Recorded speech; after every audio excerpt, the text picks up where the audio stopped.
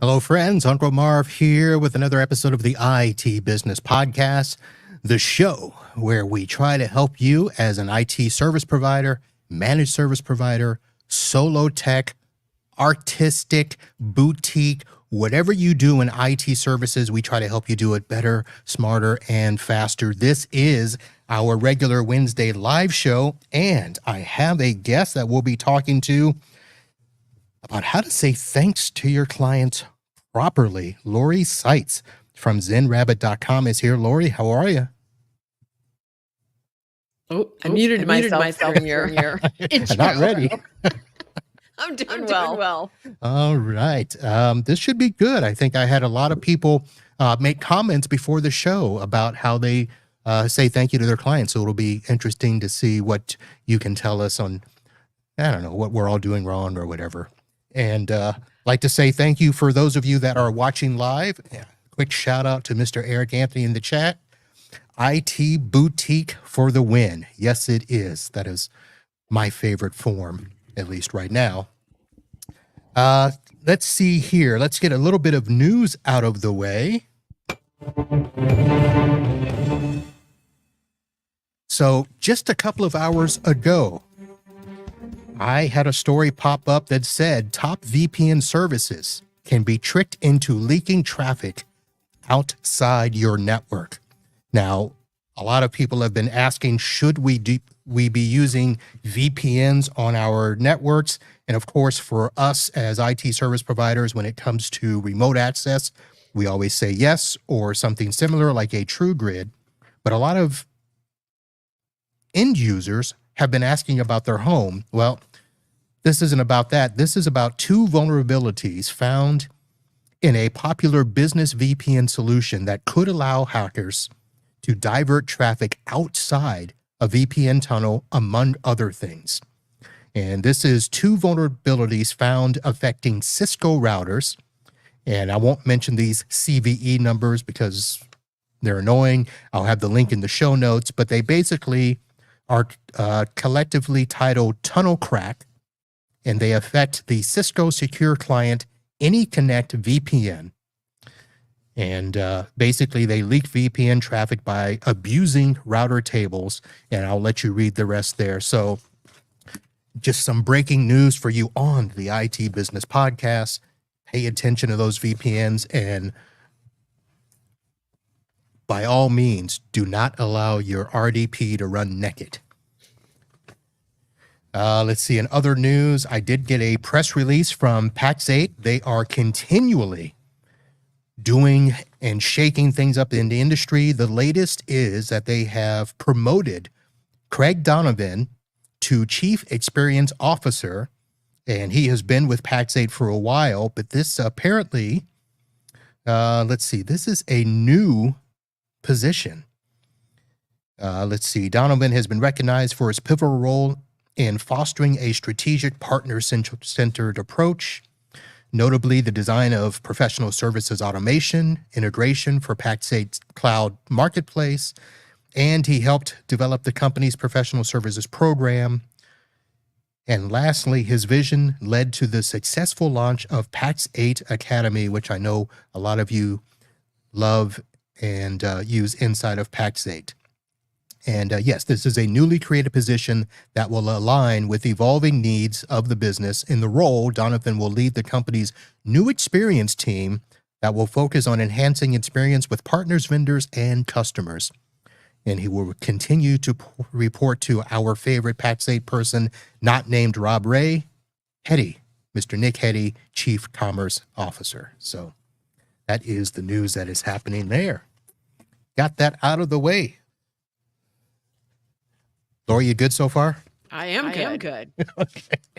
I should probably go ahead and do a formal introduction of you for people that are not regulars of the show. I go outside of the box a lot of times and bring in speakers, of which you are one of those. Somebody that I don't want to say outside of the box completely. I'm outside of the industry. You're outside of the industry for sure. And I should probably give a little warning. I should have had it at the beginning, saying that there might be some cursing on this show. We usually don't have cursing because we don't allow for craziness to happen, at least not since 2019. I can control myself. But Lori is a fellow podcaster, and she has a podcast that I have started listening to over the last couple of months. That it's a pretty good podcast, by the way. I shall say that. It is called Fine is a 4-letter Word. And basically the premise is fuck being fine. Now you started it. Well, I want to lay it out there because that essentially is probably the quickest synopsis of that show, right? Yeah, absolutely. Well, Lori, I guess we'll have to figure this out because there is an echo being heard going off air when you speak. Well, the joys of live. This is very annoying. John, let me know if it's really, really bad. Nobody else has. I don't know if it's just because you're on the Facebook. People on the LinkedIn have not said a word and don't know about the YouTube. Yeah, I mean, I can hear it myself. So. Oh, man. I don't know. We'll figure something out. Maybe it won't come through in the recording. Yeah, we'll see. I mean, I can always leave and come back. You want to do that? If you're open to it. Go ahead and do that. I'll be right back. I'll move on to something else. Yep, BRB. While she does that, let me go ahead and get one Florida man story out of the way so that you guys don't ask about it later. It was listed on my Facebook page, and I believe, Mr. John Reed, this was aimed at your side of the state. Florida man accused of attacking nurse, stripping, and flooding an emergency room. And I have to open up the link here because I was not prepared to do this ahead of time. And Mr. Eric Anthony, thanks for letting me know that it's on LinkedIn as well. But this story, let me go to the full article here. A man in Southwest Florida has been charged with flooding a hospital's emergency room after attacking a nurse, stripping off his clothes. The 53-year-old became agitated while waiting in the waiting room of, North Collier Hospital in Naples, Florida on Saturday, according to a report from the Collier County Sheriff's Office. He barged into the emergency room, pushed a patient, and then pushed a nurse in the head. After the hospital staff got him into a room in an effort to keep him from disturbing other patients, he took off his clothes, pulled out a high-pressure water pipe from the wall, and he was subdued using a taser by deputies. Of course, he threatened them. He was taken into custody and is facing a single charge of aggravated battery and 4 charges of criminal mischief. So that is it. All right. Lori is back. Let's bring her in.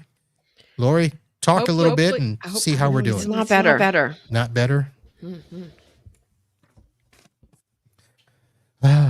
We can continue. I'm good. Okay. So we'll see how long our listeners can hold on, and I'll try to clean it up in editing, which I normally don't do. So I don't know how that's going to work. So we'll see how it goes.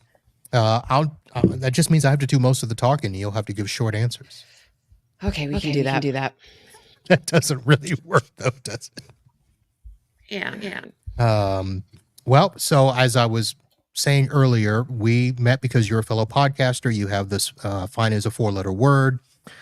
Basically, it's about, we have gone for very long periods of time in this world with people just being allowed to say, hey, yeah, I'm fine. Everything's fine. Yeah, it's good, when it really isn't. So describe to us how your podcast helps us get past that.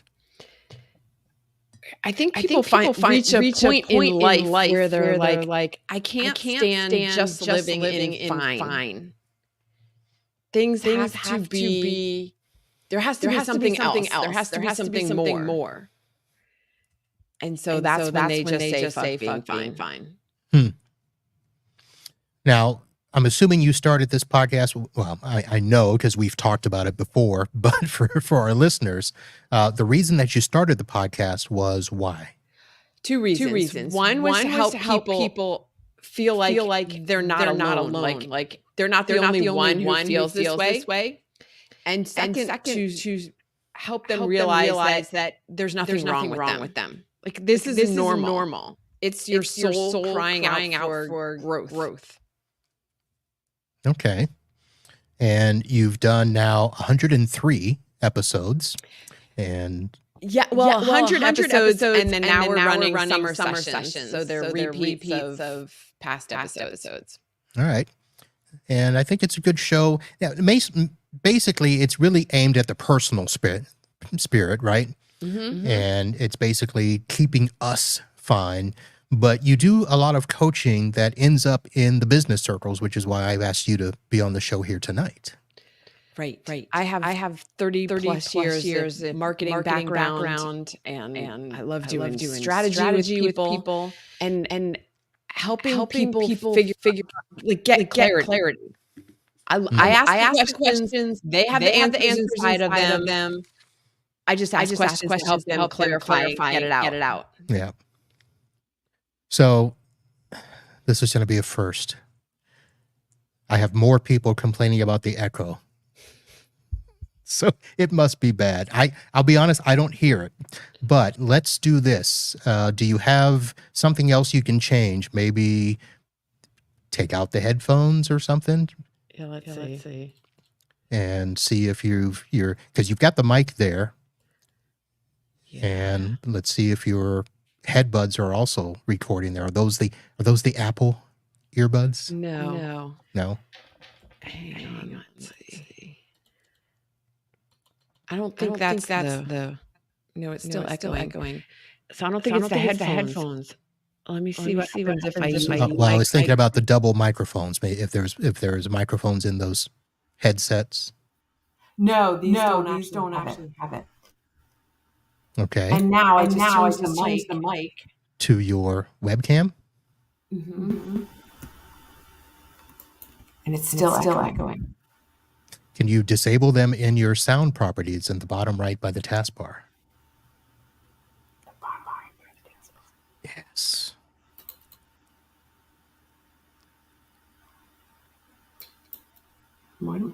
Let's see. What am I disabling?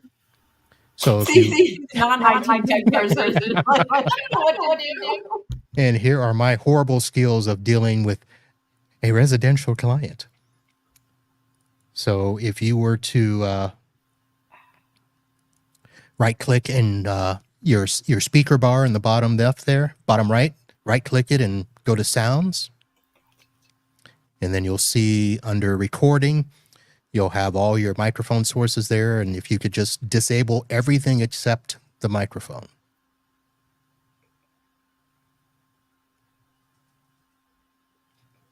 And no, Mr. Reed, I no longer use Splashtop.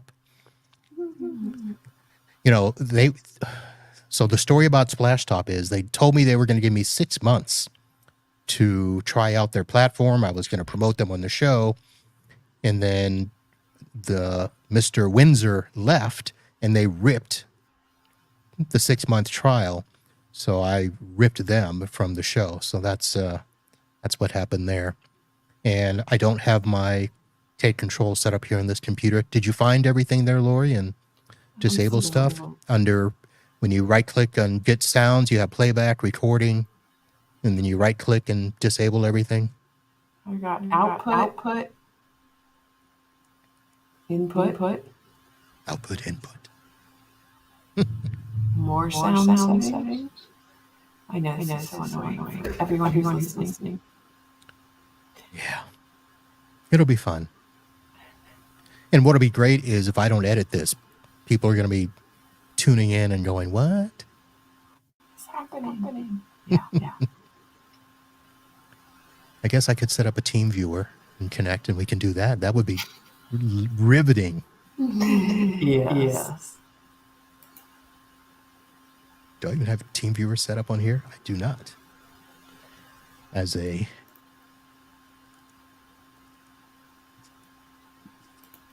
me go in here. Can you still hear yourself? Yes. Of course.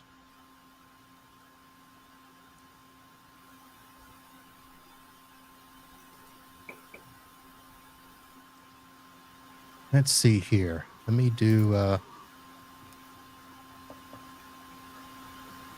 and whatever the noise is, the little hissing is getting louder. I will say this is the first. Of course. We were fine the other day. We were.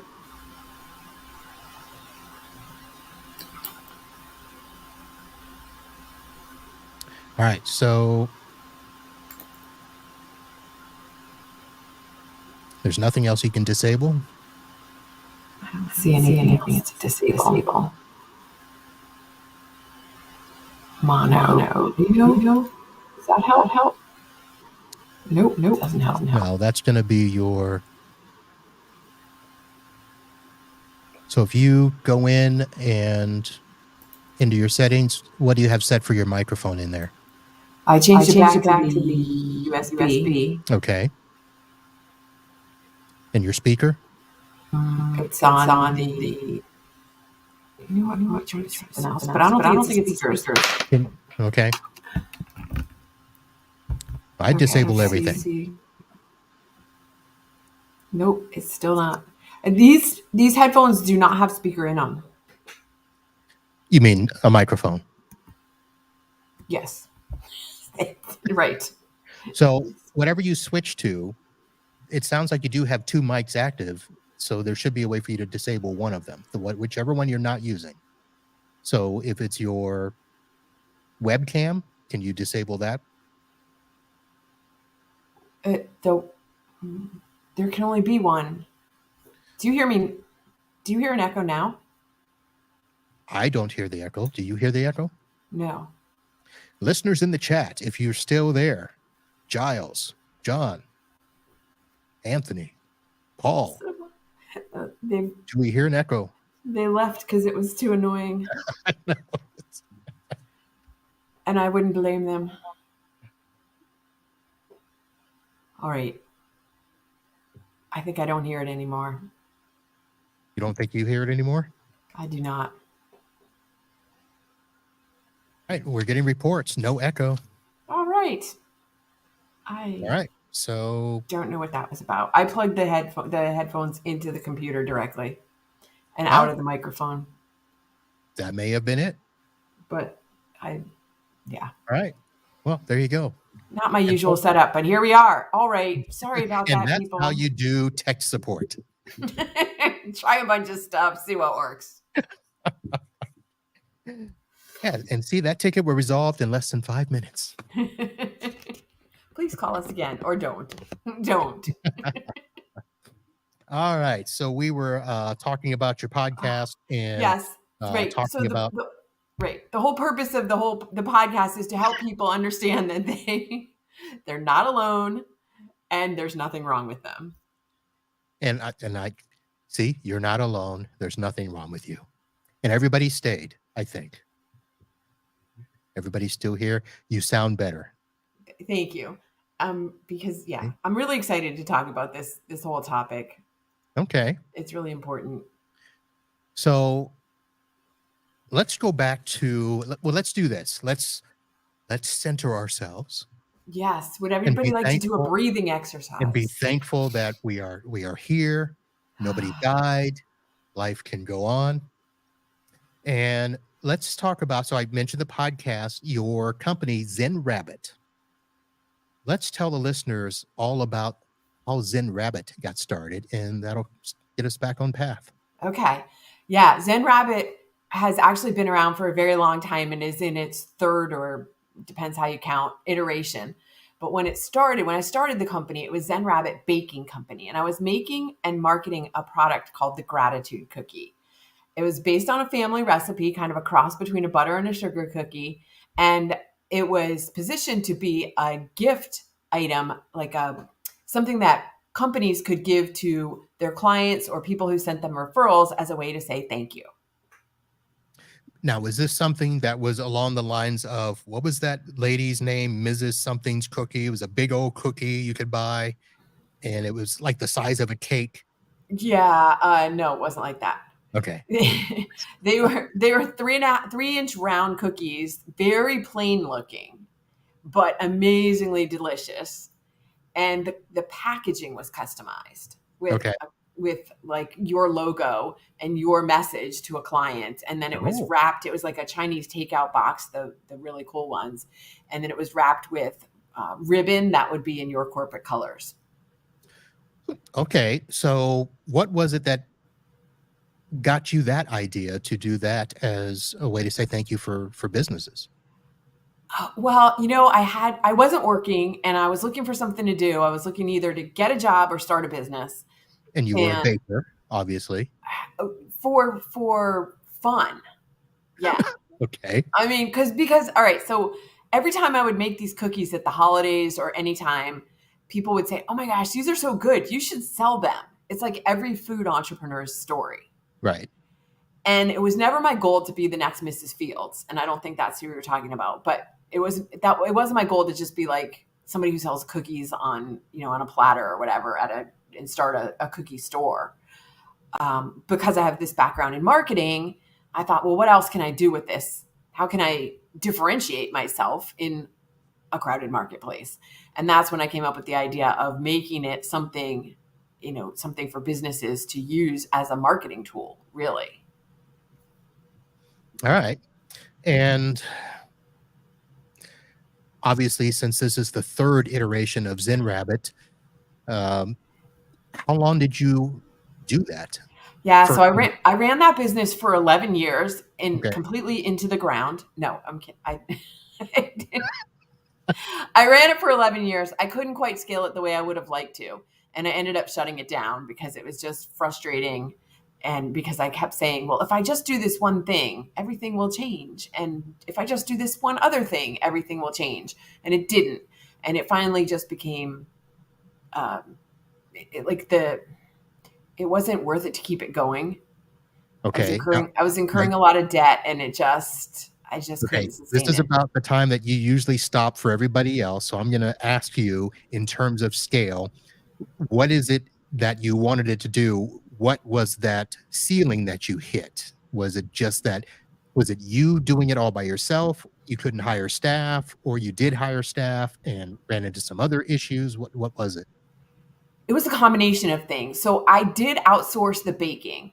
I had what I called the baking partner, but it was a commercial bakery that was making the cookies for me. I had leased equipment to help automate the whole thing.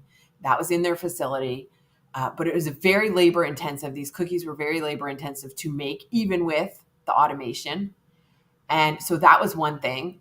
Secondly was shipping a food product that no preservatives. They would stay good for a few months, but still, shipping a food product, there's a lot involved, a lot of logistics. And dealing with FedEx and USPS, which were my primary shippers, things would be lost. They couldn't tell me where they were. People would say they hadn't been delivered, even though they had somebody in their office had signed for it, but then they can't find it. Like all kinds of things like this. I just got to them and I was like, people probably ate them and didn't tell anybody. Right, exactly. It just and not being able to and I had an issue with somebody who was doing the packaging for me that she turned out to be not trustworthy. And packages weren't getting delivered. So the reason they weren't getting delivered to the end user was because they never got delivered to FedEx, even though she told me she had, and she had tracking numbers for them, but they didn't track anywhere because she didn't actually ship them. All of these things contributed to some challenges. Did you find out if she was like printing labels and then taking them home and selling them? I've never really figured out what exactly happened. I had to track that down. Yeah. All right. Yeah. So yeah, that combination of things, and so yeah, it made it difficult to go out and get more clients confidently, to know that that their orders would be delivered, or that they would be fulfilled the way they were supposed to. All right.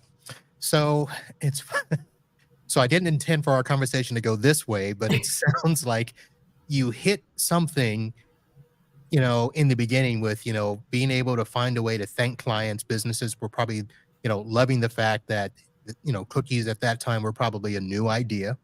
It wasn't just send them pizza or drop off donuts, send them or send them fruit baskets or stuff like that. So tonight we're talking about ways to properly thank your clients.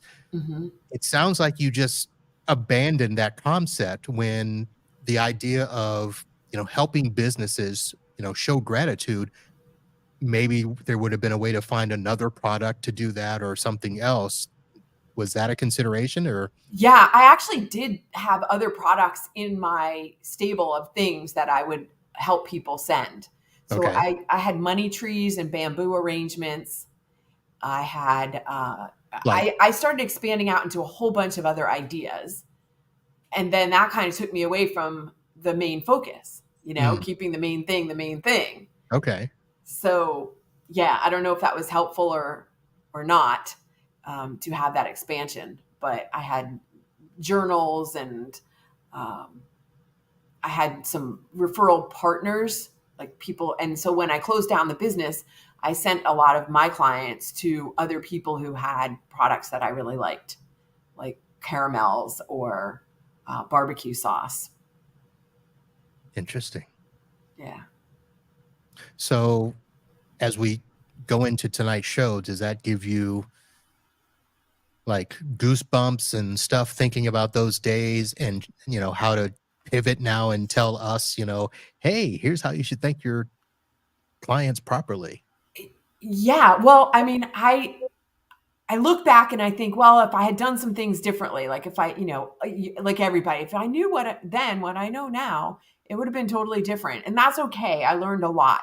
I was also talking a lot. I was doing a lot of speaking on the, how to use gratitude as a differentiating factor in your business. And that piece is something I still talk about. And that's what, we can talk about that tonight too. But I mean, it is a differentiating factor, because so many businesses don't say thank you to their clients. Well, let's start there, because I started a series. I think I started a series on treating customers right. Mm-hmm. And it's something that our industry, we get so focused on the processes and how to do things more efficiently and how to not allow the customer to, scope creep, adding things onto a job description and things of that nature. And, we made the joke earlier, the guys were talking about the boutique style. I consider myself a boutique service provider. I'm not like a lot of the others where I'm not trying to get as many clients as possible and scale. I give my customers some pretty, solid personal attention. And that has gone well for me, where a lot of my clients have stayed 15, 20 years. And, when I refer them, when I present things to them to do, recommendations and stuff, most of the time they don't question. They're like, we trust you. We appreciate the way that you've taken care of us. But what has always been a struggle for me is finding unique ways to thank them for their loyalty. And I've done things, where I've, given customized mugs and, I'll do the pizza parties and I'll try to find something, that's unique to the client Mm-hmm. to do, but I don't have a big budget set aside Yeah. like some of the larger companies may. And it's something I know that needs to be done. And I haven't like put down the reasons why it should be done outside of knowing that, thanking them is going to keep them loyal. It's just going to show them that, it's not just a transaction and stuff. So, can you give us a little bit more of an idea of why it's a good idea to not just thank them, but to thank them in a very engaging and proper and sincere way? Yeah, two reasons. One is it's good manners.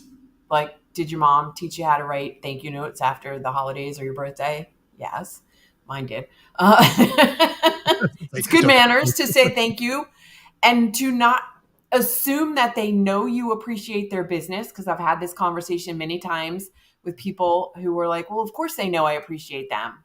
They're I do what they pay me to do. And okay, but let's take it a step beyond that and let them know. Like if you never said, if you were in a relationship with somebody and you never said how much you appreciate them, or if you love them, or like whatever, that relationship is going to go south pretty quickly because they feel taken advantage of, even though, you might be doing what you said you were going to do. So, okay. So good manners. Secondly, though, the law of reciprocity. Are you familiar with this law? Yes, I am. Okay. So because of the law of reciprocity, they will stay with you longer because you have done something kind and nice for them.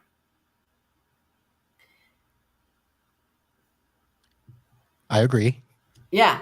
So I was just thinking about an incident. I had a client who was he had a newsletter. People would subscribe to his newsletter, and the average lifetime value, I can't remember now anymore, but it was something like 2 years, and then people would drop off. So he would send them a thank you at about 5 months before their normal drop off time, and send them a box of cookies to say, hey, thanks for being a loyal subscriber. And he increased the lifetime value of a client by another 6 months by doing that. Hmm. So that's something good. So a newsletter, I guess, is something that's easily trackable. Yeah. In our business, in our industry, I guess if we lose clients at the time of a contract renewal or after a major project, that's trackable Right. for us. But there's a lot of times we don't get, you know, a sense of being able to track that. So how can we track those things if we don't have a measurement? Well, how would you, don't you have is everybody not on a contract? Well, my people are, Okay. but So, but here's the thing: some people may break a contract, yeah. which that happens a lot in our industry, where customers will just leave, and they will risk you coming after them for the balance of the contract if that's something that's written. Yeah. Or most of the time, the IT provider's like, you know what, it's not worth it. Mm-hmm. This customer is $1,000 a month. It's going to cost me 5 grand to go. It's so I think what happens in our industry is that's a risk we take. Yeah. But in terms of what I was, I guess, trying to ask is what are ways that we can keep tabs on our customers before that happens? Yeah. Well, one way is to ask them if they're, how's it going? Are you happy with the service? And what can I do differently, or what can I improve? What would you like to see that you're not seeing from us? Okay. Uh, and getting a good handle on, like, what's the pulse of the client. If you feel like they're in, another way to do things is to regularly say thank you to them.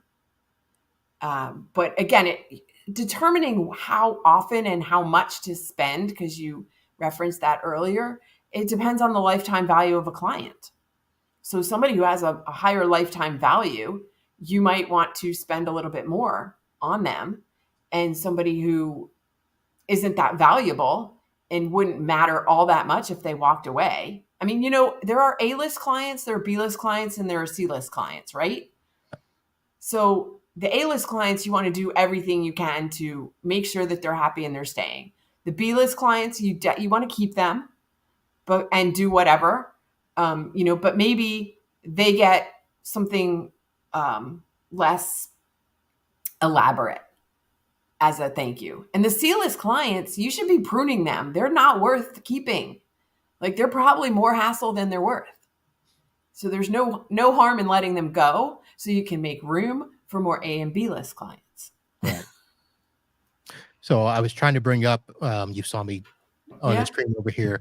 One of the things that happened before the show is we had some people comment on what they do to say thank you to clients. And one of the people mentioned that they actually will do the equivalent of 1 month's contract or renewal or whatever as what they budget for, how they show appreciation to their client. For some, that's a pretty hefty percentage. You're giving away an entire month's, revenue to say thank you. Does that sound like a good ratio? It's really up to each individual business owner. How much is that client worth to you? Is that client, has that client been with you for 10 years? Or do you anticipate that they'll be with you for long term? Then maybe it's worth spending that much. But honestly, it is not about how much you're spending. It's about the fact that you're saying thank you at all. And for somebody who's just starting out, let's say, and doesn't have a budget to spend a lot on gifts, send a handwritten thank you note. I don't care how bad your handwriting is. Like, get somebody who has good handwriting to write it for you or something. But the point is that it does not have to be expensive. You can make a really big impression by doing anything. Maybe send a book. Like, hey, I found, this was a business book. I read this book. I thought it was really great. You might appreciate it as well. Something, it doesn't have to be expensive or extravagant. And in fact, you might not want it to be too extravagant, because then the client feels like, wow, if you have all the money to spend on a gift like this, maybe I'm paying you too much. Well, that's the other side of it, especially for those of us that are just considered the IT guy, to come back and give them something. So now I've done, and I'll ask you what some of your, most thoughtful, memorable, out of the box thinking gifts have been. So for some of my clients, I've invited them out for a round of golf and paid for them, especially if it was a tournament. Then they felt special. I'm like, hey, I need somebody to help me in this tournament. And if it's a tournament where it's a nice course, that they're like, oh, I don't get to play here. How do you get to play here? Yes. Like that. That's been something that I've done for clients. Now, I'll tell you where I'm at here before you go, because I had a client just recently at the end of last year pay for me and the wife to go on a cruise with them. That is not something I can reciprocate for that client. They don't provide me with that much to be able to do something like that. But that was interesting that they did that for us. So, right. So the client took you as the provider on, because you have like some personal relationship with them? Well, I mean, they've been a client for a while. I mean, they've been a client. I think when I looked theirs up, they were 17 years. And now they have probably in the last, I'd say 18 months, their spend with us has doubled. They've had to do some cybersecurity stuff. And even though we've been pressing them on it, this is coming from their clients saying, hey, if you want to keep doing business with us, you need to show us that you're doing. So it's not like they are like, hey, we're thinking about this. It's no, we need to do this. Can you do it? And we're like, yeah, we can. Right. Yeah, that makes sense. I mean, but it is unusual that a client would invite a vendor. I mean, I think it's unusual. Maybe it's not in your industry, but usually it's the other way around. Yeah. We'll see if any listeners or anybody in the chat has had a client give them something like, now this was, I'm going to say it's a 3-day cruise. It wasn't like a Yeah. week long cruise. It was, Still. from Fort Lauderdale, we went from Miami to the Bahamas and back. So not Yeah. huge. But still, I mean, that's nice that you get to spend time, like personal time, getting to know the client on a different level. Yeah. Which also builds, I mean, this is all about building relationships. That's what it comes down to. It's not so much about giving gifts and making people feel like they're indebted to you. That's not what we're doing here. It all comes back to building stronger relationships. All right. So saying thank you. And so, I had here, what are things that we can do that are different than the usual suggestions, the handwritten notes, the coffee mugs, the those things were, in my opinion, that's stuff that everybody does. Everybody tries to do a holiday, hey, I'll buy your office lunch, for Christmas or something like that. Right. What are some other things we can do? I think we all have enough mugs in our cabinets. So no more mugs. All right. No more mugs. And not sending stuff at the holidays, because everybody sends stuff at the holidays and nobody remembers who sent what. So you don't stand out. So this is, again, it's about building relationships and it's about being memorable. So can you send stuff at other times of the year? And I know a lot of people in all kinds of industries have heard the message of don't send us stuff at the December holidays. So they backed it up and now they send it at Thanksgiving. Now everybody's sending at Thanksgiving. But what if you sent in February for Valentine's Day and just said, we love having you as a client?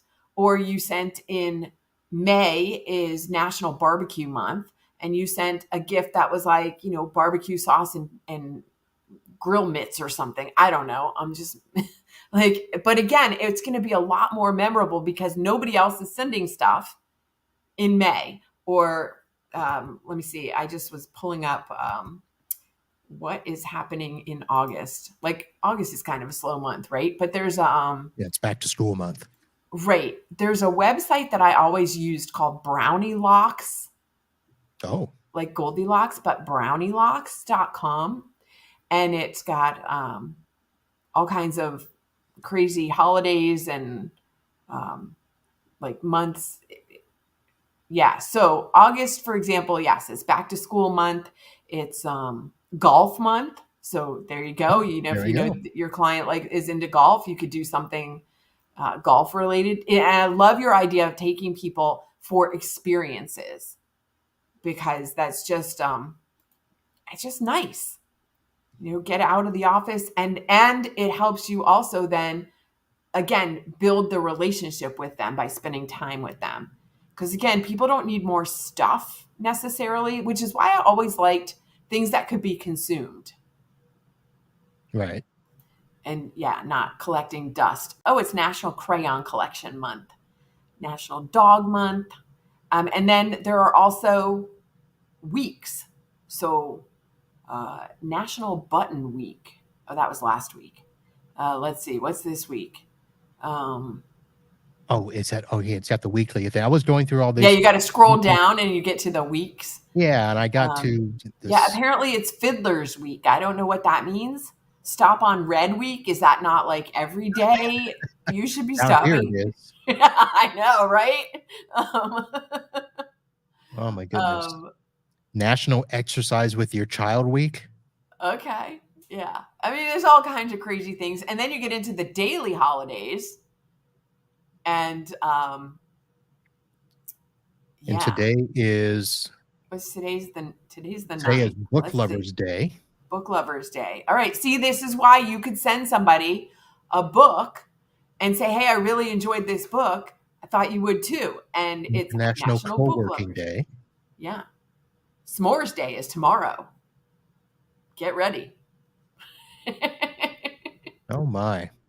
So we had Diana Giles wrote, I sent heart-shaped toffee to some clients last February instead of doing something for everyone at Christmas. I love that. See, that's exactly what I'm talking about. Get creative and be memorable.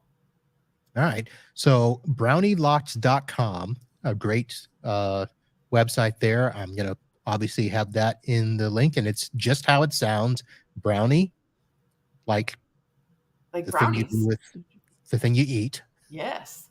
and lots, brownielots.com. So interesting. All right. Moon phases. Okay. I'm not going to go there. Now you're gone down a rabbit hole. Yeah. Yeah. And you can plan ahead. You can, come up with a ton of creative ideas. That I was going to back up and say too, I love the experiences. I love food products, but being aware of, again, like everybody has their requirements. So like when we were talking about gratitude cookies, they were not gluten-free. And I would get asked that all the time. Well, do you have gluten-free? Do you have a sugar-free version? I don't. So if your person needs to be gluten-free or sugar-free, then that's not going to be the best gift for them. But, so that was always a thing when I did do the pizza parties, calling ahead to get somebody to tell you, if you're doing it for an office of 10 or 20, finding out what is it that the people in that office like. Do you have to have X number that are vegetarian only? How many just cheese? That sort of thing. So it could be tough to try to find out some of these things if you're trying to get personalized in your giving. Yeah, exactly. Which is why sometimes, I go back to the plant thing. That's why I was doing bamboo arrangements and money trees, because nobody's allergic. Nobody has sensitivities. That's a great gift that is suitable for a lot of different situations. All right. So in talking to some of these business owners and stuff, have you compiled a list of some of the best things you've heard that have been given? No, I haven't compiled a list, but I do. Like, I'll go back to the plants. I love the plants idea because The plants sound so plain, though, right? why? A money tree? A money tree. Do you have a money tree? Okay. I would show you my money tree, but it's not looking very thing good with right dollar now. bills hanging? Is that what you're talking about? No. There's actually a plant, and it's what's called a money tree. Okay. And it doesn't require a whole lot of sunlight, which is, so if you're in an office that doesn't necessarily it doesn't need darkness, but they typically do well in a lot of different environments. Are you pulling up what a money tree looks like? Yes. Yeah. And again, it's kind of a bamboo arrangement, but it's got leaves in a different kind of leaves. Oh, I need to see if it actually will survive down here in Florida. We have, it will. Triple digit heat down here right now. Well, you don't keep it outside. It's not a tree. It's like a plant in a pot. It's not a giant tree, outside tree. This. Right out of the box. Money trees are one of the easiest house plants you can grow. Yeah. Well, it says that, and mine is over here struggling, but anyway, no. So that's a great gift. Things that can help people be creative. I do love the book idea because I'm really big on literacy and continuous learning. Mm-hmm. But I know that some people would rather listen to, an audiobook. But again, you could give a subscription to Audible or something. Right. What other gifts? I had caramels. There's a company that I have no association with other than I had met the founder at one point. It's called Good Caramel. Like Karma, Karmal. They do customize messages on the inside of they can do. So that's a cool company. Brownies. I do still love food, but one of the things I will say to stay away from, unless you really know the client well, and that is alcohol. Like, unless you know that they're like really into drinking a specific kind of wine and they would appreciate that, you never know like who's in recovery, who's just, doesn't drink. Like, you don't want to be offensive, or like for religious reasons, whatever, they don't. I think we're in an industry where we would know if our clients drink. Everybody in your industry drinks. I know that, but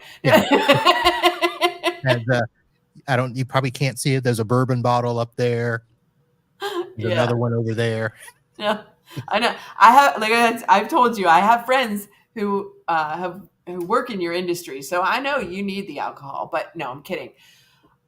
No, I just think that it's wise to stay away from things that could be offensive. Right. So I wrote down something here, and I didn't get a chance to talk with you beforehand, but this thing called appreciation marketing. Yes. And all I wrote was the value of doing something nice. But it seems to be there is this new movement where you had mentioned doing things at different times of the year. Mm-hmm. Yeah. But from what I gather now, there's this concept that even as you're doing marketing, even in the prospecting stage, you are in the mindset of giving thanks to them every step of the way, from the time that they accept, your bid to onboarding. You're giving them a thank you something at that point, at a 6-month mark, a year mark. So is that something I know you had mentioned that, you should be thanking clients often, but Mm-hmm. do you know of anything that is actually a scheduled, I don't like the fact that it's called marketing. I guess that's what that's why I stuck it in there. Well, 'Cause yeah, I don't feel like it's a scheduled thing. I was using the term appreciation marketing back in like 2005, and it wasn't really a search term. People didn't use it, but that's what I was talking about. That's what you're doing.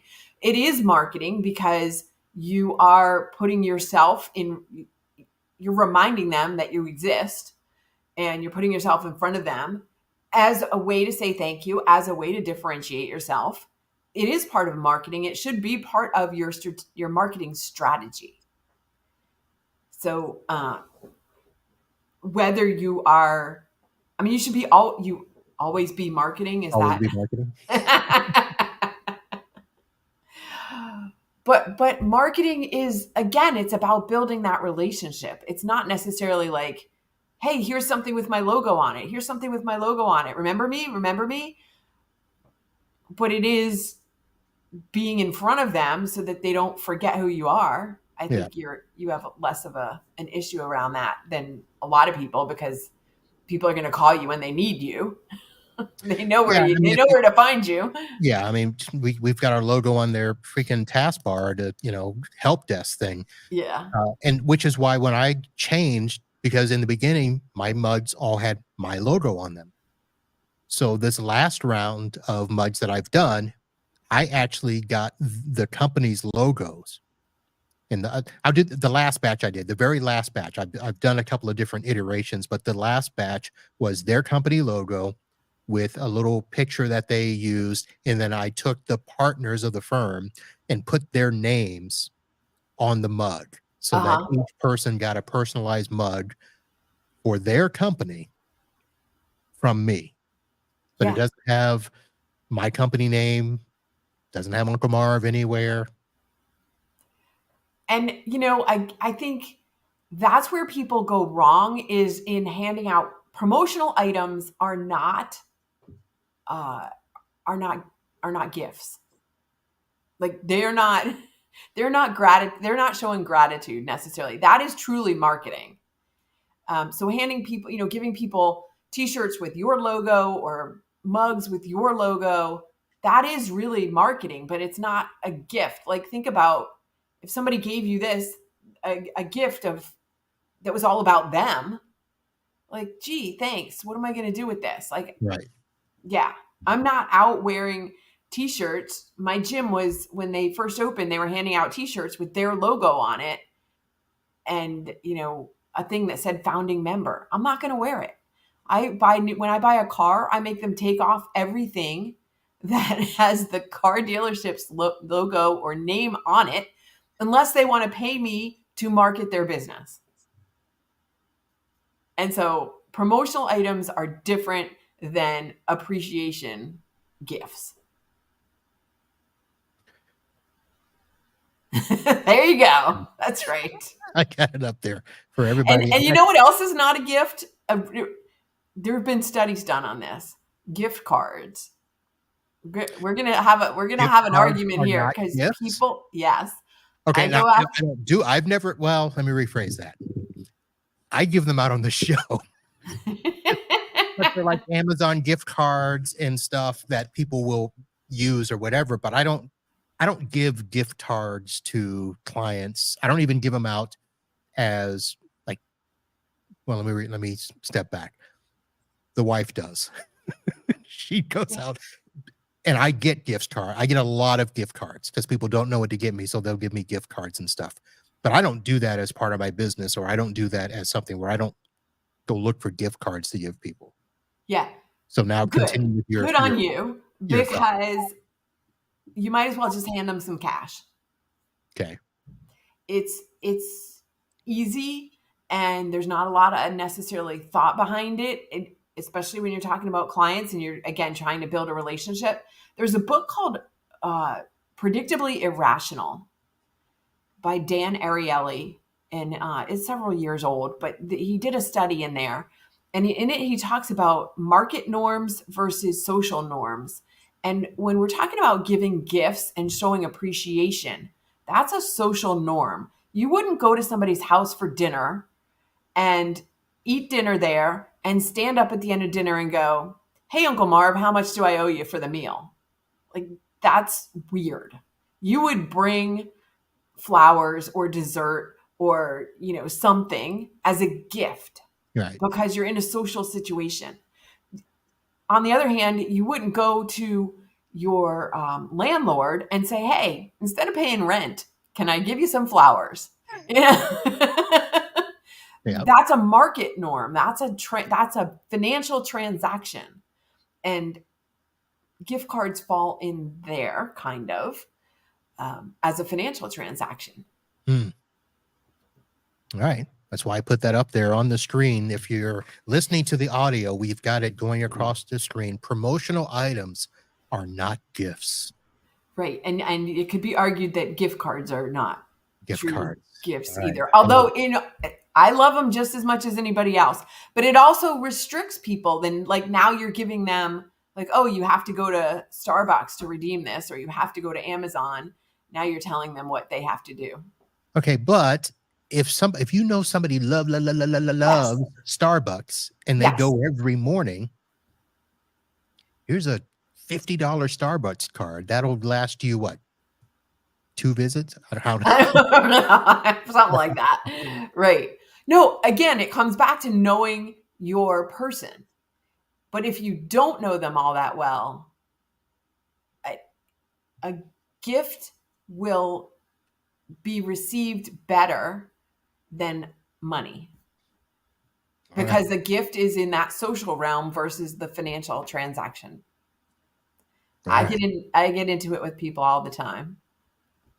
It's okay. Everyone has their own vision for what that is, whether it's okay or not. All right. I do have some more stuff here, but I want to get a couple of things out of the way. We had to do some tech support stuff early, so I know that we may have some people that are going to bug out. So let me get a couple of things here. Are you willing to hang out and stay here? Yeah, I'm here. Okay. I don't want to end the broadcast. Not yet. Let me get the stuff up here. We're going to do this. And for those of you that are here, we are experiencing difficulty. Nope, that one. Let me do some thank yous to the people that sponsor this show. And I first want to start with our show is presented by NetAlly, a company that provides network testing and analysis solutions. They offer handheld networking tools that help technicians validate network connectivity in less than 10 seconds, as well as solutions for planning, deployment, and ongoing network troubleshooting. If you saw the beginning of the show, the Cyberscope, their latest tool. Oh, and I should have brought some stuff here. I got today my official FedEx tracking. It is on the way. So I will have that next week, and we'll be doing a future show about that. So NetAlly, a company founded by engineers who are passionate about innovation and motivated to create the best test equipment possible, netally.com. And our live show, the person who told us to do some tech support on here, Computers Done Right, a full-service IT provider offering managed IT services and consulting in Venice, Florida. This week's home of Florida Man. They provide proactive monitoring, network management, data backup and recovery, cybersecurity, and website services. They support a wide range of hardware solutions. Whether you have existing hardware or need new equipment, Computers Done Right can work with what you have and provide the necessary support. Find them at computersdoneright.com or email them at info@computersdoneright.com. And our last sponsor, Instant House Call, is a remote support software designed for small businesses. It allows customers to start a tech support session by downloading a small app or clicking an icon on their desktop, making it easy to connect remotely and securely. It's also got a lot of those other tools that you're so familiar with, including cross-platform compatibility with both PC and Mac, full UAC compatibility, unattended remote access, file sharing. They also have something you may not have in your other tools, SMS notifications, so that you can get alerts from customers when they are trying to reach you, and customizable branding. They offer a 15-day risk-free trial, no credit card needed. Find them over at instanthousecall.com. All right. And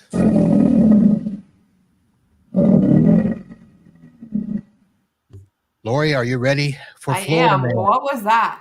Because it sounds like kind of like a lion. That was the Florida Gator. Oh, you know what? I should know that. Look. Here we go. Oh, Can you read it? It's my I don't gator want to hat. read it. It says Florida Gators. I don't want to read it. They suck. They do suck, but I'm still a fan. That's a shame. Florida State, LSU coming up September 3rd. Kickoff game. You're rooting for Florida State, right? No. Okay. Let's move on.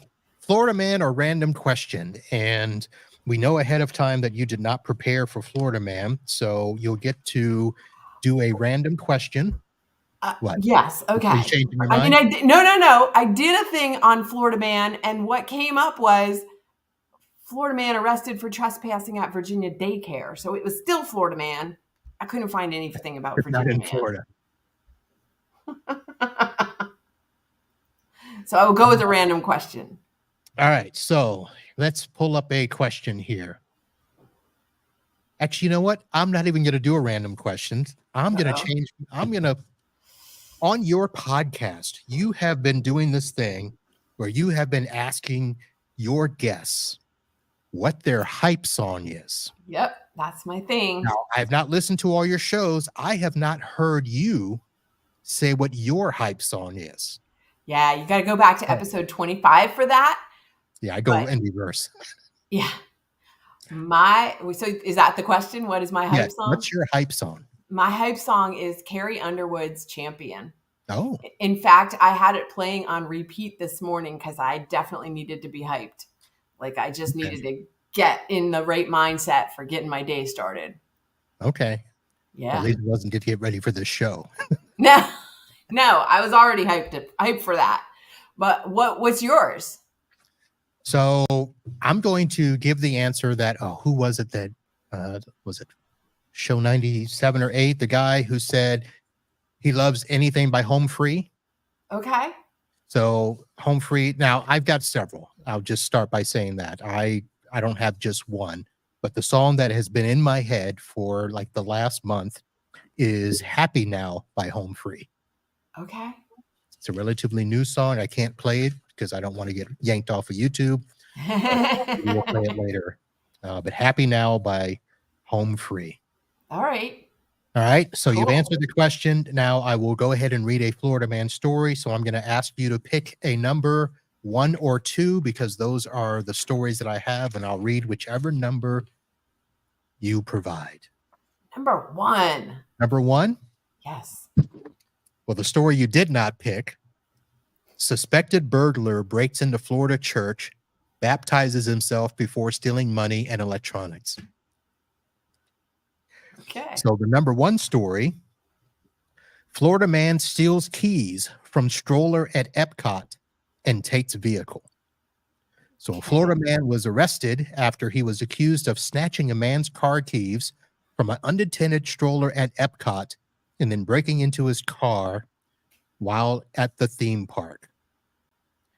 Ahmed Sanina, age 24, is charged with grand theft of a motor vehicle with a mask, which is a second-degree felony, according to Orange County Circuit Court records.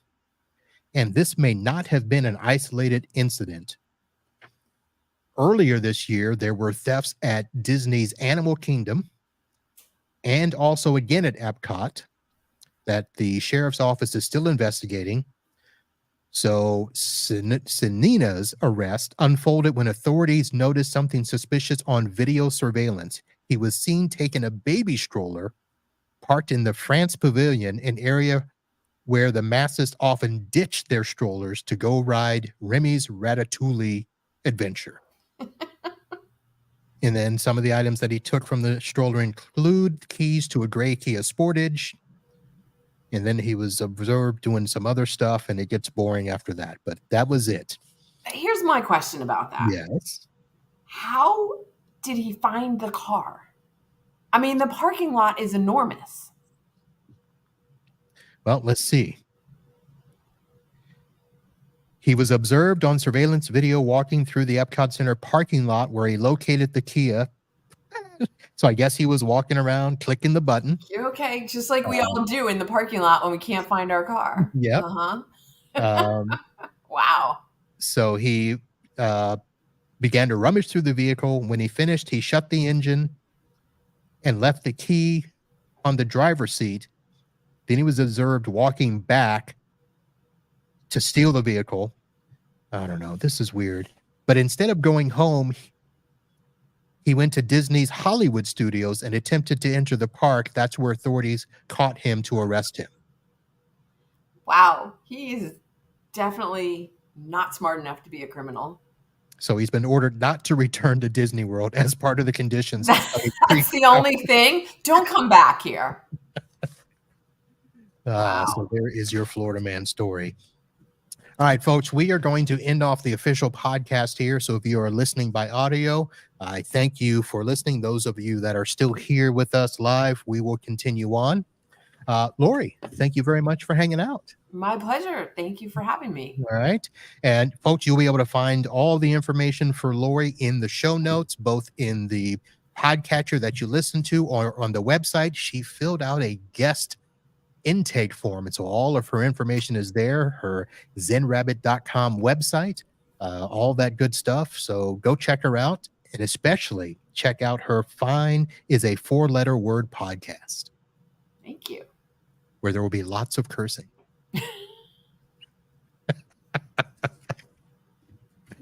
That is going to do it, folks, for this episode of the IT Business Podcast. We'll be back soon with another great episode. Be sure to check out, if you are not staying abreast, we just released another episode yesterday, an audio episode, number 552, where we talked about Navistack, how to visualize your vendor stack all in one place, given to us by the channel program. So Kevin Lancaster and Matt Solomon were on the show, so go check that out at the website, itbusinesspodcast.com. We'll be back with more great content. We'll see you next week. Until then, holla.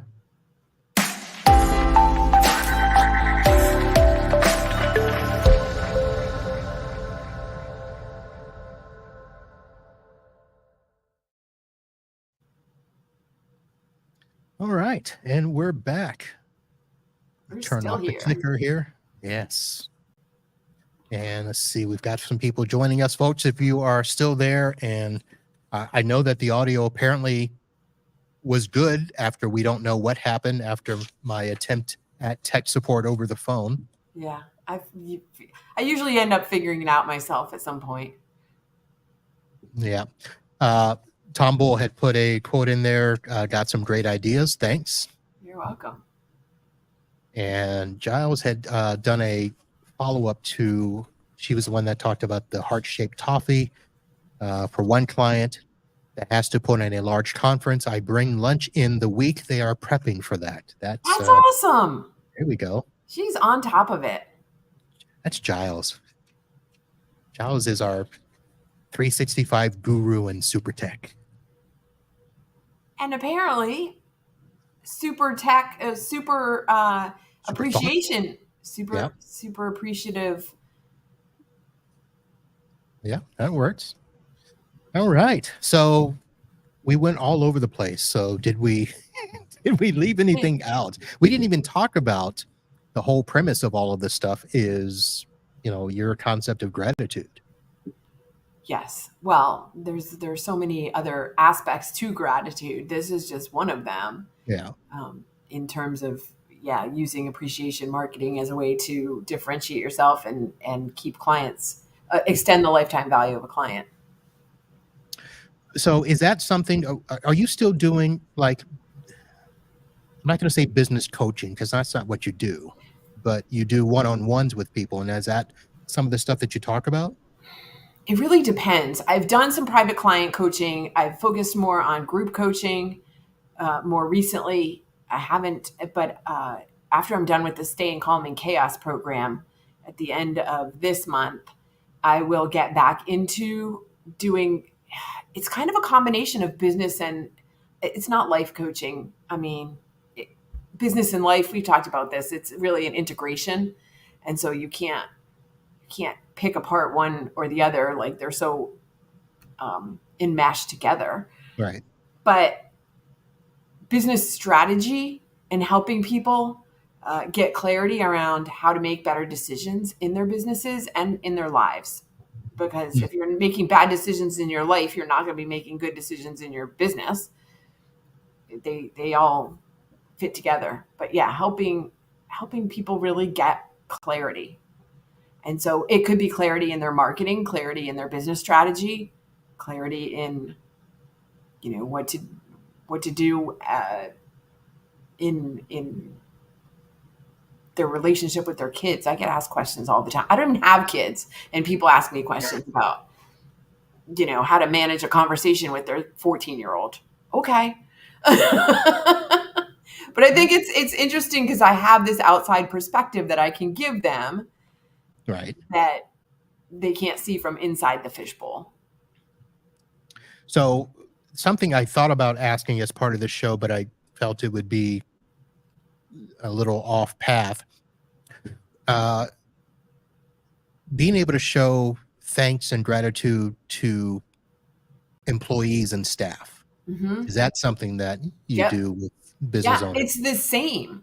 It's all the same because it's all about building relationships. And yes, if you had brought it up, I would have said the same thing. It's about being grateful to them as well.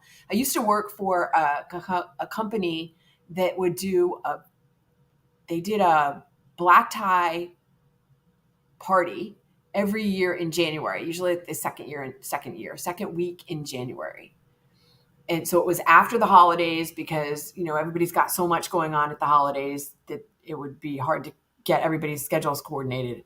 So they would do it also maybe because it was cheaper. I don't know. But they would do it that second week in January.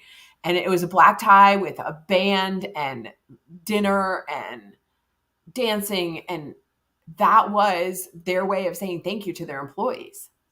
It was really cool. And it was really interesting because I know some of my coworkers would be like, why don't they just give us a bonus? I don't want to go to a party, but everybody would show up for it and talk about it for the rest of the year.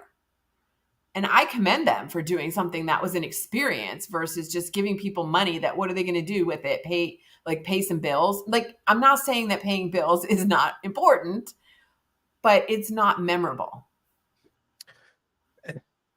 The idea of a monetary bonus, for me, it's a frustrating topic right now because I hear it's weird as the IT guy when I'm in offices and I hear them complaining. They're always, why can't they just give us money? It's like, okay, it's not always about the money, right? But I guess the thing now is, and I don't know if you've even had to deal with this, but since COVID and businesses aren't necessarily all together anymore, doing something like a holiday party doesn't seem to be in vogue right now. What are companies doing to do that? I don't know, because this hasn't been the area of focus of my business for so long. But I mean, I would think that would be even more important, is to bring people together, because they're not necessarily in the office on the regular, to bring them together for a barbecue or a party or something to nurture those interpersonal relationships. I mean, humans are wired to connect interpersonally. They're not wired to be virtual all the time and to be isolated and connect. Yes, we're having a connection here, but if we were to sit down together over a beverage and a fire pit, that's a whole different level of connection. I'm sorry, I'm trying to think of the fire pit thing. We've been thinking about doing a fire pit out back, but okay, we haven't got around to it. Yeah, I happen to personally, I love fire pits. But the whole thing is, I would think it would be more important to bring people together to have an experience, whether it's, a golf outing, or, like I said, a barbecue, or, something with family, like everybody brings their families, whatever it is, to bring people together when they're not in the office every single day, more important than ever. I don't know why that would be out of vogue. What is your, I guess, if you had made a list of all the, I don't want to call them complaints, but of all the talks that you have about people and gratitude, what seems to be the number one thing that comes up as either a barrier or a blockage, or what is it that people need to get over in order to start experiencing gratitude in a healthy way? One of the things I commonly hear is that people are embarrassed to express their gratitude because they don't know how it will be received. Mm-hmm. They're hesitant of how it will be received. One of the exercises that I have some of my clients do is write a letter of gratitude to someone who has been an important part of your life, and you haven't necessarily said thank you or expressed your gratitude to them before. And they're like, well, what if they don't accept it? What if it's weird? Like, what if it's, they don't appreciate it? I feel embarrassed. Like, what if they reject my gratitude? And that has never happened. What has happened I can't even think of a time it hasn't happened, is that the recipient is so overwhelmed with emotion that somebody is expressing their gratitude, genuine gratitude to them, that they start crying, and then everybody starts crying. But the emotion is a strong emotion, because think about it. I don't know anybody who walks around and says, no more gratitude for me today. Thanks. I'm full. Like, I've had enough. And it's really about showing people how much they are worth. It's about telling them that you appreciate their value. And there are a lot of people in this world who never hear somebody say thank you to them. They never get those words. And whether that's employees, and I have a story of when I was in college and I was working as an intern, unpaid internship, because that's what people in communications get, unpaid internships. And every day that I was in that office, before I would leave, the principal of the marketing communications agency would say, hey, Lori, really appreciate the work you did today. Thank you. Thank you for your help. Wasn't paying me anything. Sometimes they give me money for Metro, but I'm still telling you this story a million years later because it stuck with me. It made an impression that he made a point to express his gratitude, and didn't cost anything. It was just words. But you could tell it was sincere. Yes. and heartfelt. Yeah. Because the flip side to that, and this is probably just me, hearing people, the phrase now is appreciate you. And it's almost said as a, not salutation, but as a, just like the end of the conversation, it's, all right, bye, appreciate you. And then, and so sometimes it's like, okay, do you really? Right. Of course you need to be genuine about it. It's not like, have a nice day. Or when we started the conversation, how you doing? Fine. Like it's not it's not a throwaway. Right. If you said, and to employees and even to vendors, to show your appreciation. I had a client when I had the baking company who would send cookies to her inside admin people. She was an outside salesperson, and her inside support people, she would send them cookies as a way to say thank you. Well, guess who got their questions answered or their problems solved when they needed them faster than anybody else? Because she showed appreciation for the other people on her team.